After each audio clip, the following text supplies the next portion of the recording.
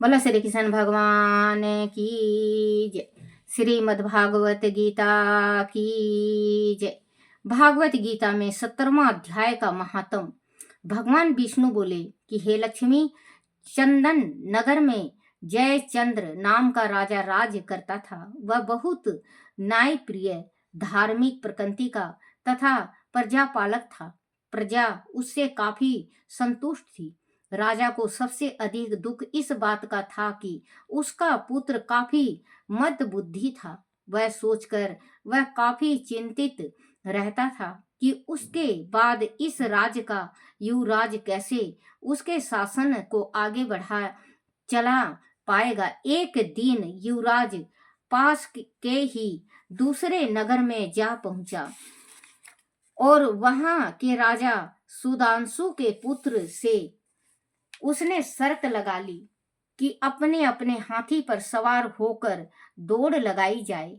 जो इस दौड़ में जीतेगा वही इसके राज का उत्तराधिकारी होगा। राजा सुदांशु के पुत्र ने कुछ सोचकर शर्त स्वीकार कर ली। दोनों अपने अपने हाथियों पर सवार हुए और दौड़ शुरू हो गई। संयोगवश राजा जयचंद्र का बेटा दौड़ते हुए हाथी से अपने आप को संभाल नहीं पाया और नीचे गिर पड़ा।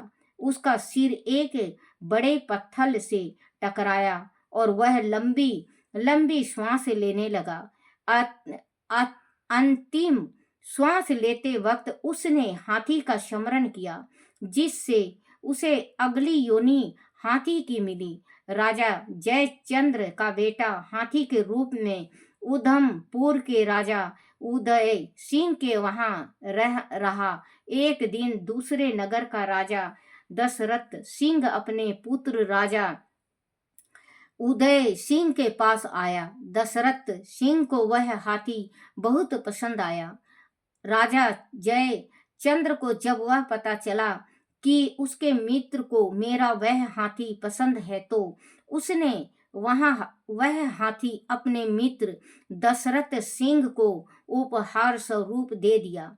दशरथ सिंह उसे उपहार को पाकर बहुत खुश हुआ। दशरथ सिंह ने अपने राज्य में आकर गंगा गज हाथी को गजशाला में भेज दिया। उसे हाथी ने वह आकर खाना पीना सब त्याग दिया। एक महावत ने आकर राजा से कहा कि महाराज, जब से गज साल में नया हाथी आया है, उसने खाना पीना सब छोड़ दिया है। दशरथ सिंह हाथी को देखने गजसाल में गया। राजा ने देखा कि हाथी भूख और प्यास के कारण काफी दुबला हो गया है। राजा ने महावत को आदेश दिया कि वह योग गज चिकित्सा को लेकर आए। थोड़ी ही देर में कई गज चिकित्सा आए और हाथी के उपचार में लग गए।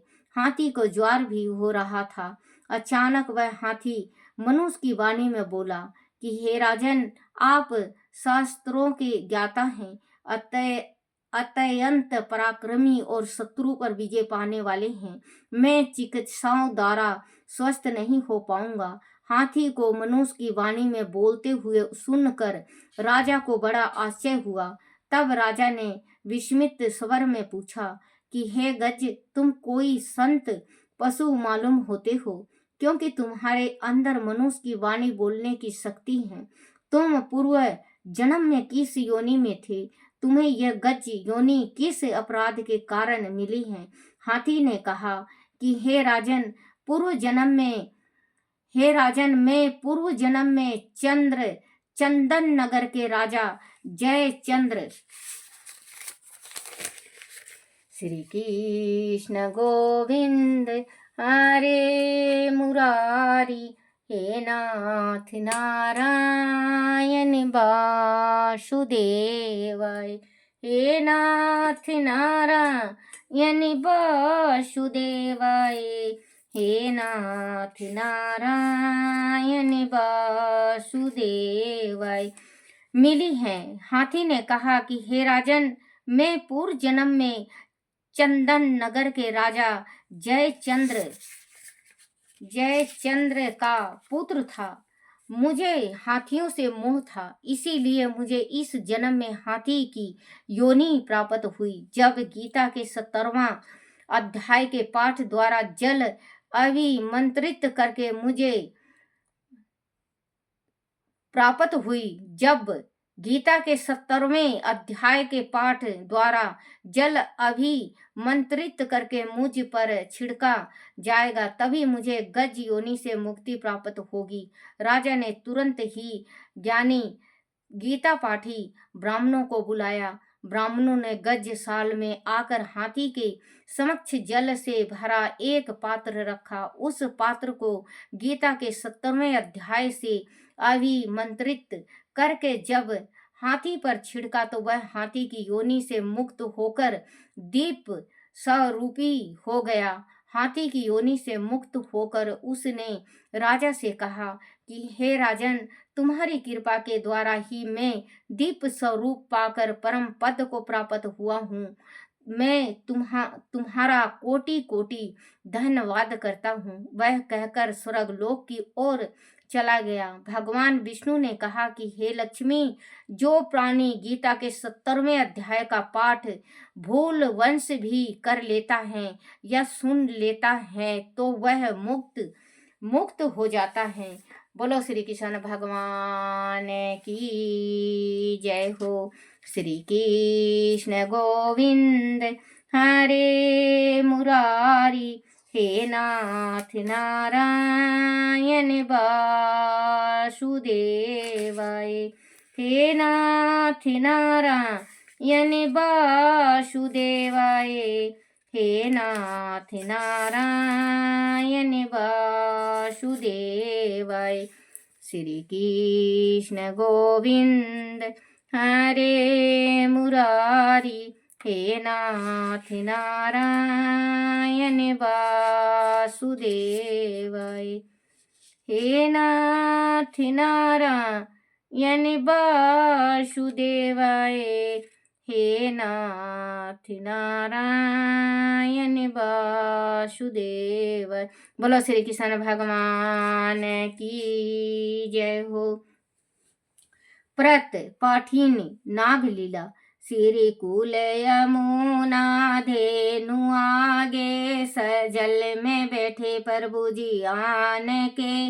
नाग नागिन दोनों बैठे, श्री कृष्ण जी पहुँचे आन के। नागिन कहती सुन रे बालक, जाओ यहाँ से भाग के। तेरी सूरत देख मन दया उपजी, नाग मारेगा जाग के। किसका बालक पुत्र कहिए, कौन तुम्हारा ग्राम है।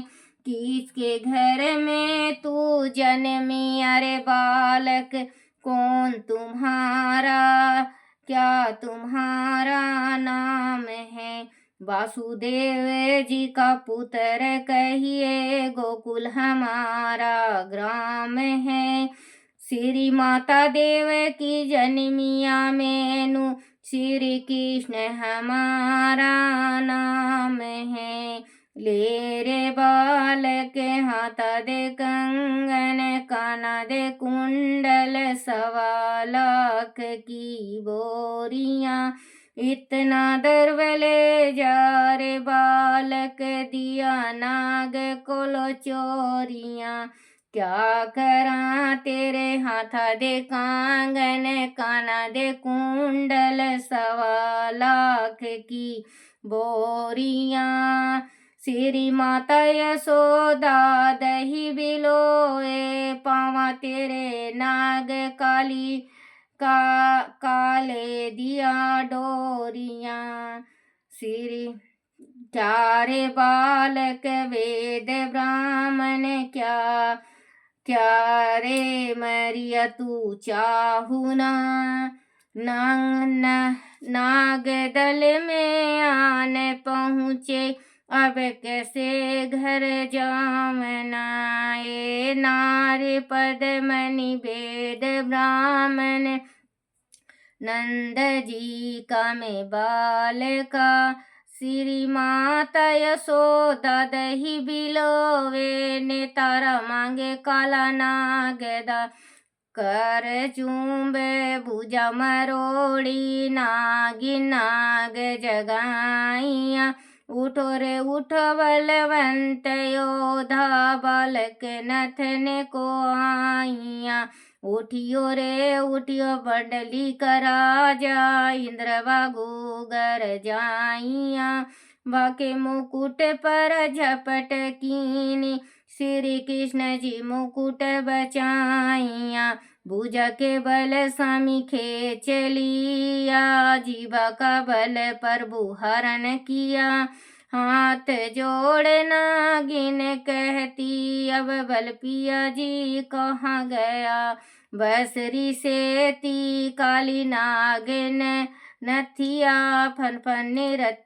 कराइया फूल फूल मथुरा की नगरी देव की मंगल गाइया भक्त हेतु प्रभु जन्म लेकर लंका में रावण मारिया काली वासुकी नाग नथिया मथुरा में कंस पछारिया सप्तदीप नौ खंड 14 भवन किनो राम जी 14 सभी तेरा है बलिहारियाँ सप्तदीप 9 खंड 14 सभी तेरा है पर सारियाँ सूरदास प्रभु जी तेरा यश गावे तेरे चरना दो बलिहारियाँ चंद्रकला प्रभु तेरा यश गावे तेरे चरणों दो तो बलिहारियाँ।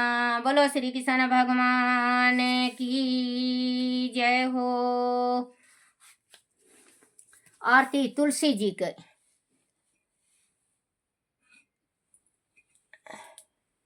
जय भगवान। तुलसी महरानी नमो नमो हर की पटरानी नमो नमो धन तुलसी पुराण तप कीनो शालिग्राम महापटरानी तुलसी महरानी नमो नमो हर की पटरानी नमो नमो जाके पात्र मझीरी कोमल जाके पात्र मझीरी कोमल श्रीपति कमल चरण लिपटानी श्रीपति कमल चरण लिपटानी तुलसी महरानी नमो नमो हर की पटरानी नमो नमो धूप दीप नैवेद्य आरती धूप दीप नैवेद्य आरती पुष्पन की वर्षा बरसानी पुष्पन की वर्षा बरसानी तुलसी महरानी नमो नमो हर की पटरानी नमो नमो 56 भोग 36 व्यंजन 56 भोग 36 व्यंजन बिन तुलसी हरि के न मानी बिन तुलसी हरि एक न मानी नमो नमो तुलसी महरानी नमो नमो हर की पटरानी सभी सखी मैया तेरो यश गावे सभी सखी मैया तेरो यश गावे भक्ति दान दीजो महरानी भक्ति दान दीजो महरानी तुलसी महरानी नमो नमो हर की पटरानी नमो नमो तुलसी महरानी नमो नमो हर की घर की पटरानी नमो नमो, हर की पटरानी नमो नमो। बोला तुलसा माता की जय हो। अपने अपने माता पिता की जय हो। अपने अपने गुरुदेव महाराज की जय हो। बोलो गीता माता की जय हो।